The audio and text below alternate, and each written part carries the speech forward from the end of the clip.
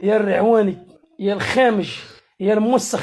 هو داك خينا اللي مؤخرا بدينا كنشوفوهم في الفيديوهات كيمشي للعرس وبدا يجبد من اليمين ومن الشمال، من ورائه ومن امامه، كيجبد في المصوات عاد ديال الزرقاء والشهبه وكيكب على الشيخه.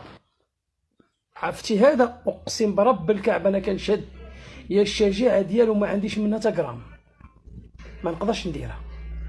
ولو تجمع الشجعان ديال العالم كامل اللي ذكرت لكم حتى واحد ما يقدر يدير التصرف ديالو. الشجاعه ديالو لا حدود لها. باش تجبد الفلوس رزقك حر مالك، ما يهمش تعبتي فيه ولا شقيتي فيه ولا ولدتي ولا لقيتيه ولا ديالك رزقك انت تتصرف فيه.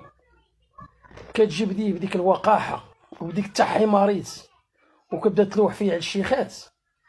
كانت عاده بكري وخلاوها جدود، كتمشي معروض كتبغي دير الصواب كتجبد 100 درهم وكطير فيها 10 دراهم للشيخه. جبدتي 200 درهم كتمشي فيها 400. القاعده كانت معروفه. دابا وليتي كتخلي المليون والجوج والعشرة، كتكب فلوس كتكب وكتمشي خاوي الوفاض، جيبك صفر يغوت. ربما عشاك حريره الا عندك الزر لقيتيها، ربما حشاك تبات على الدص، ربما ولادك كيتقطعوا بالجوع وانت درتي فيها بطال قدام الناس. عرفتي شنو السبب؟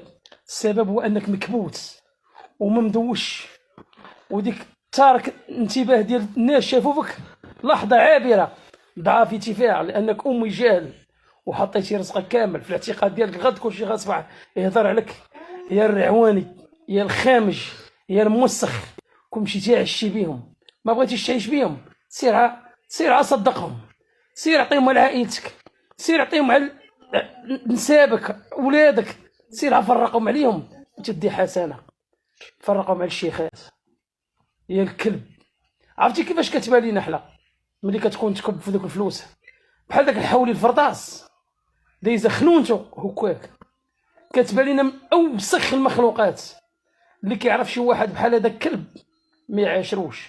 اقسم بالله وقت الجد ما يفنع فيك بسنتيم، ولكن قدام شيخه محتاج ما تحتاجش تقول ليه يقدر يحيد سروالو ماشي عرسقو. السلام عليكم، والله ينجينا ونجيكم من هذا القوم.